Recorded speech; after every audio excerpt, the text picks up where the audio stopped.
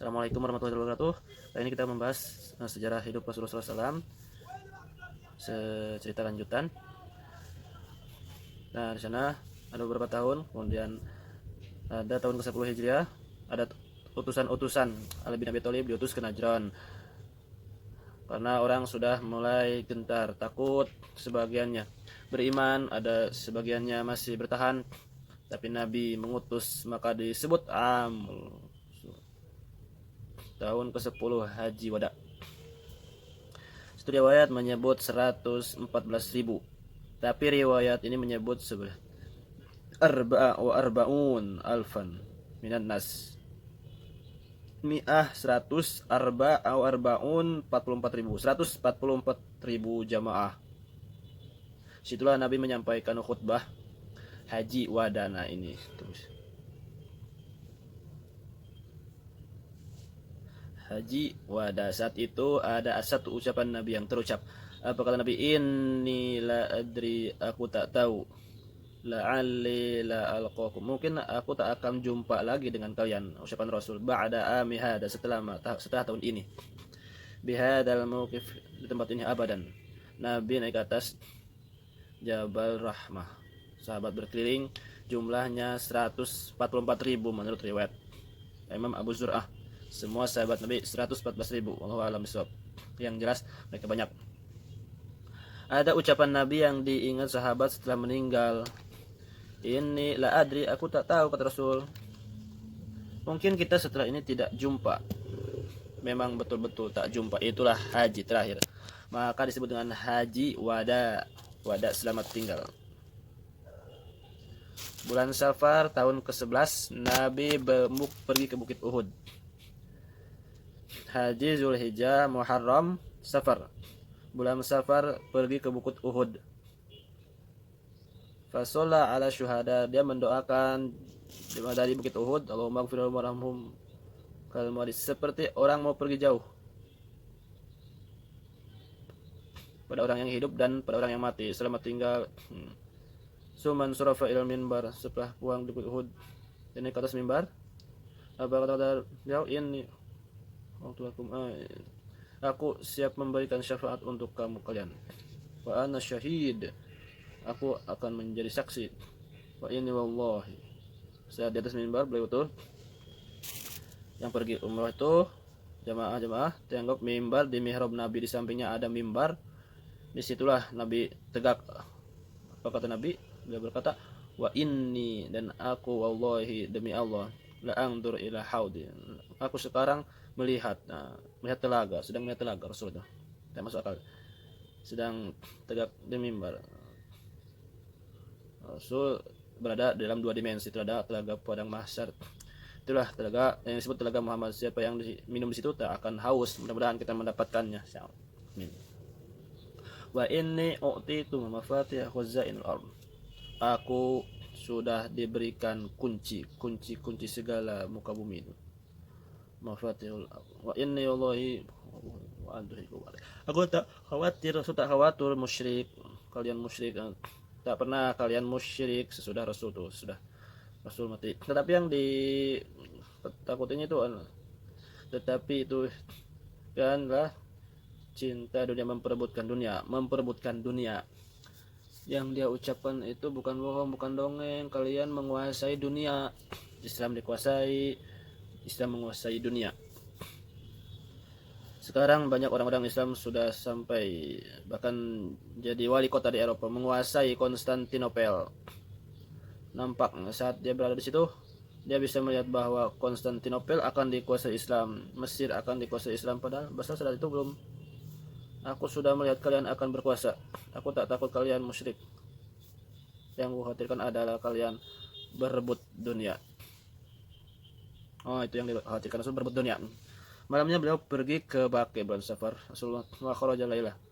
Malamnya dia pergi ke Baqi, pemakaman Baqi. Assalamualaikum ya ahlal maqabir.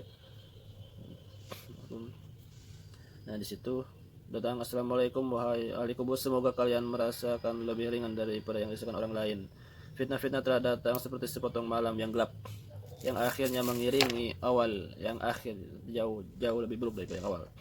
fitnah Abu Jahal, fitnah Abu Lahab, fitnah kafir, fitnah tapi yang akhir nanti lebih mengerikan. Dia bercerita bahwa kita akan mengalami perkara-perkara yang lebih dahsyat luar biasa.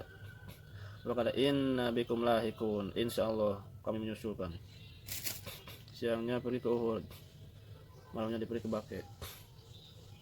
Senin 29 Safar. Pada tanggal 9 Safar, Nabi mengantar jenazah ke pemakaman Baqi. Dalam perjalanan pulang, sakit kepala Rasul. Falamma raja'a wa huwa bitariq sudah sakit kepala. Panasnya tinggi, suhu panasnya naik sampai panasnya terasa di atas kepala. Di bantal itu kalau duduk terasa panas, saking panasnya suhu badan Nabi SAW. Tapi Nabi tetap sholat selama sakitnya itu berjamaah 11 hari. Tetap sholat berjamaah. Panas tubuhnya tetap tidak dapat sholat berjamaah. Sholat berjamaah, sholat berjamaah. Sakitnya makin menjadi. Rasulullah dibawa ke rumah Aisyah. Dibawa ke rumah Aisyah dipapah oleh Fadl bin Abbas dan Ali bin Abi Thalib. Dua orang sama-sama sepupunya, Fadl anak Abbas. Dipapah, tak bisa berjalan. Kemudian Aisyah membacakan Al-Falaq, dibacakan An-Nas, dibacakan ayat-ayat doa-doa. Kemudian ditiupkannya ke tubuh Nabi, kemudian ditiupkan ke telapak tangan Nabi. Maka kalau ada keluarga kita yang sakit, Fatihah, qul huwallahu ahad, qul huwallahu ahad, diusapkan ke wajah, kepala. Aisyah mengambil tangan Nabi, Aisyah membaca, ditiupkan ke telapak tangan Nabi untuk mengambil barokah. Roja al-barokah, mengharapkan barokah dari telapak tangan Nabi SAW. Hari Rabu 7 Rabiul Awal, suhu panas Nabi makin tinggi. Rasulullah SAW pingsan, fastadal wajah. Kemudian beliau pingsan. Ketika beliau sadar, tolong siramkan air 7 kirbah. Tempat air itu kirbah, kulit kambing yang dijahit di air. Siramkan 7 kirbah sampai turun. Keluar dari kamar. Setelah masa ringan, beliau pergi ke masjid, duduk di atas mimbar. Hari Rabu, Kamis, Jumat, Sabtu, Ahad, Senin. Terakhir duduk di atas mimbar. Apa kata beliau? Ini yang diucapkan dulu Nabi SAW. Ayuhan nas, wahai manusia, la'anallahu yahud wan nasara, la'anatullah yahud wan nasara, la'anatullah ya yahud, la'anatullah Allah melaknat Yahudi dan Nasara ini, karena mereka meratakan kubur nabi-nabi mereka, dibuatkan kuil di atas. Nabi dah ingin makamnya diratakan, lalu dijadikan kuil di atas, lalu sholat di atasnya. Itu tak terwujud sampai sekarang. Yang sekarang makamnya dikasih tembok, tak ada orang yang sujud di atas. Ini dengan di atas tembok, tidak boleh di tembok di atas. Jangan kalian jadikan kuburku menjadikan berhala yang disembah. Jangan jadikan kuburku menjadi berhala yang disembah. Itu ucapan Rasul. Kemudian berkata lagi, siapa yang pundaknya pernah kucambuk? Sahabat tersebut di man kuntu jaladul sahron, yang pundaknya pernah kucambuk. Ini pundakku, silakan cambuk.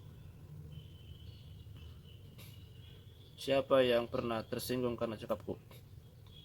Kasar, tersinggung perasaannya waktu mencambuk unta, jadi balik kena pundaknya sakit, tersinggung, mau balas. Semua sahabat tak ada satupun yang mau balas.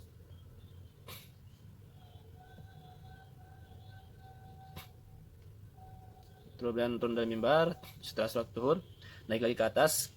Kemudian ketika duduk ke mimbar, datang seorang laki-laki, innal indaka salasata, ya Rasulullah, engkau ada utang 3 dirham. Waktu mencambuk tak ada yang mencambuk, tapi masih ingat, ya Rasulullah, ada utang 3 dirham. Kebetulan Fadl bersama Nabi, tempat Nabi. Apa Nabi kepada double Fadl, ya Fadl, bayarkan Fadl utang. Tak ingin mati keadaan berhutang.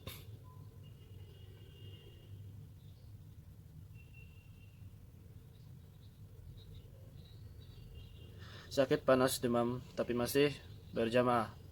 Rasul masih sholat berjamaah. Saat sholat isya sakit makin keras, beliau tak dapat keluar memimpin sholat. Habis maghrib pulang ke rumah, dia berdiri mimbar Nabi, 20 meter.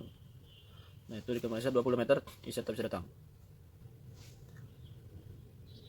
Kemudian Aisyah makin parah, Rasul SAW. Aisyah berkata, Fasulan nas, apakah mereka sudah sholat?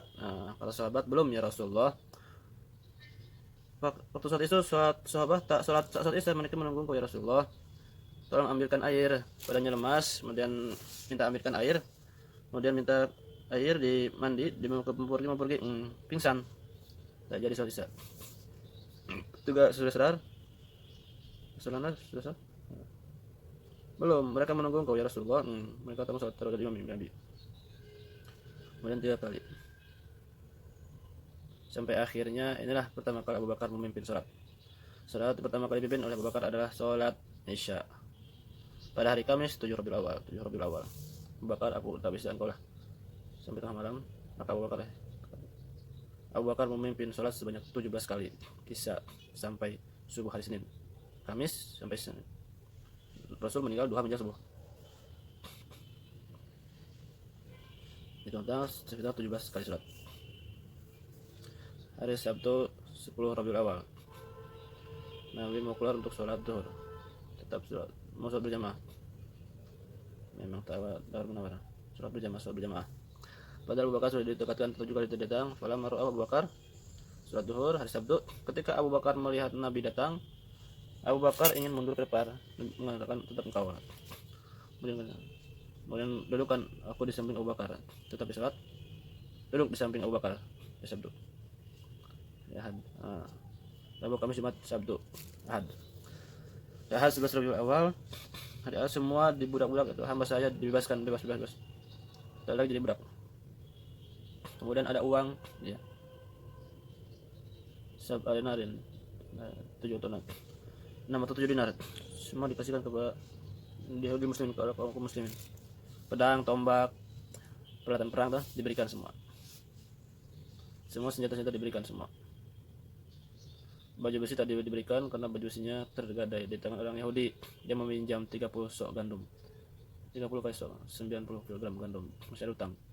Nabi SAW yang berperang dapat sebenarnya itu habis bagikan ke fakir miskin. Nabi tidak melarat, Nabi orang kaya yang dermawan.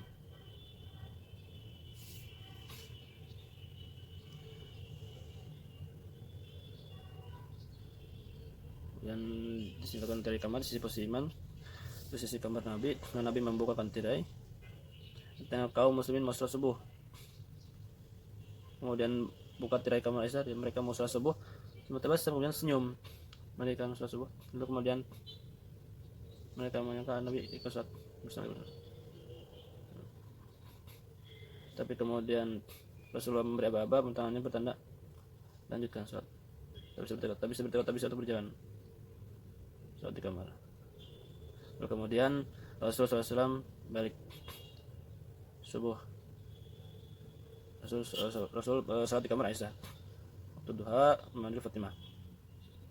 Berbisik ke Fatimah tersenyum. Kemudian fisik pertama tersenyum. Fisik menangis. Apa yang dibisikkan Fatimah? Sebenarnya berbisik. Bahkan dia katakan ane awal ahli. Berbisik. Annahu yuqbalu fi wajhil ladzi tufiya. Kata ini sakit ini tak lama lagi. Tak lama dan aku akan mati. Maka menangis Fatimah. Maka itu kemudian Fatimah kedua kalinya awal ahli, aku akan menyusul dia nanti. Kemudian 6 bulan sesudah itu Fatimah pun meninggal. Jarak Nabi 6 bulan antara Fatimah meninggal setelah Nabi. Kemudian Nabi mengatakan, Fatimah Sayyidatu Nisa'il Alam. Fatimah, engkau adalah Sayyidatu Nisa'il Alam, pemimpin di dunia. Lalu kemudian Fatimah menengok Nabi sangat sakit. Maka Fatimah mengatakan, wah koro, oh alangkah sakitnya ayahanda. Apa kata Nabi? Laisa ala abika turabun ba'dal yaum. Setelah hari ini tak akan ada sakit lagi Fatimah. Ini hanya sakit yang terakhir. Setelahnya tak sakit. Kemudian Nabi memanggil Hasan, panggilnya Husain. dipeluk duanya, dipeluk Husain, dicimasan. Kemudian auso bihim khairan, sampaikan berita pesan yang baik-baik. Wada azwajahu, kemudian dia sampaikan nasihat-nasihat yang baik-baik. Kemudian sakitnya Rasulullah semakin parah, lalu kemudian kata Nabi kepada Aisyah, apa kata dia? Ya Aisyah, wahai Aisyah. Nah, di sana terasa di dalam sakitnya makanan yang kumakan waktu di Khaybar, bahwa dalil Rasul mati diracun. Zainab salam di Mus'ab diracun oleh Zainab. Nah, ini bukti bahwa Rasul diracun. Kemudian merasakan terputusnya urat Rasul disebabkan oleh racun. Terasa terputusnya urat oleh racun.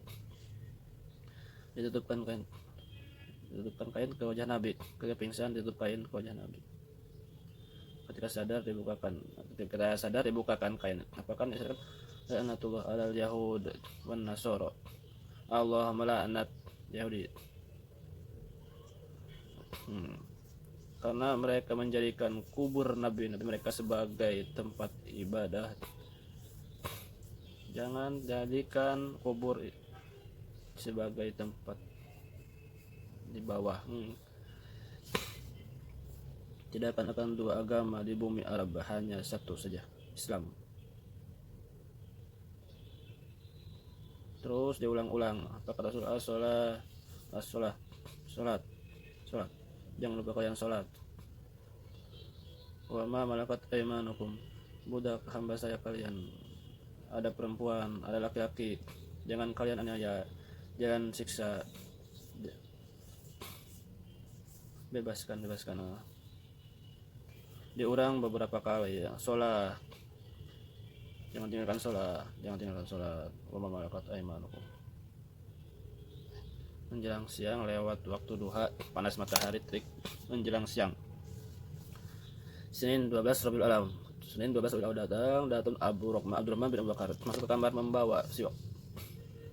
Abdurrahman masuk ke kamar membawa siwak. Lalu Aisyah melihat Nabi, matanya melihat siwak yang dibawa. Tuh. Di situ Aisyah paham bahwa Nabi ingin bersiwak. Lalu Aisyah mengambil siwak itu. Siwak baru ujungnya dilunakkan. Aisyah mengatakan air liur yang terakhir bertemu dengan air Nabi adalah air liur. Maksudnya dia yang menggigit ujung ini karena siwak dalam ujung kasar bisa dipakai. Dilunakkan memakai siwak sunnah.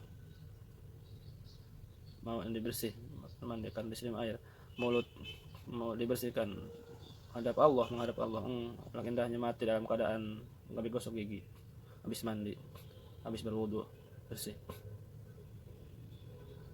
Lalu ambilkan untuknya Rasulullah mengangguk kepala. Kemudian Rasul memasukkan tangannya ke dalam mangkok berisi air. Ada mangkok berisi air, dimasukkan tangannya, diusapkan ke wajah. Apa kata beliau? La ilaha illallah, inna lil mauti sakarat. Tak ada Tuhan selain Allah. Inna lil mauti sakarat. Sesungguhnya mati itu ada sakarat. Sakaratul maut yang sangat luar biasa. Inna lil mauti sakarat. Menjelang siang 12 Rabiul Awal, selesai bersiwak, Rasulullah mengangkat tangannya ke atas. Menunjukkan. Setelah menunjuk ke atas, matanya menatap atas. Dia angkat tangannya ke atas, matanya menatap ke kamar, lalu bibirnya bergerak. Kata Aisyah, aku melihat bibirnya bergerak, mengucapkan sesuatu.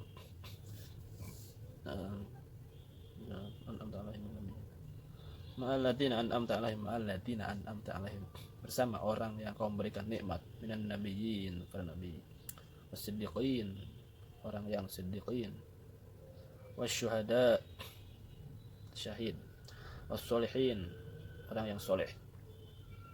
Allahumma gfirli, ampunkan aku ya Allah, warhamni, rahmati aku ya Allah, wa alhiqni birafiqil a'la. Ini diulang-ulang nih. Allahumma rafiqil a'la. Duha Senin hari mulai Maret 12 Rabiul Awal. Allahumma sholli ala sayyidina Muhammad wa ala sayyidina Muhammad. Sudah yang Rasul sampaikan, mudah-mudahan bisa diceritakan ke anak cucu kita tentang Nabi Muhammad SAW. Yang disampaikan ini belum seberapa banyak kitab-kitab Sirah Nabawi, kitab Ibnu Katsir oleh Ibnu Hisham, Sirah Nabawi Imam Ibnu Hisham, Ibnu Ishaq, Ar-Rahiq Maktum. Karena kita tak akan cinta kalau tidak membaca tentang Maulid, tentang sejarah Rasulullah SAW.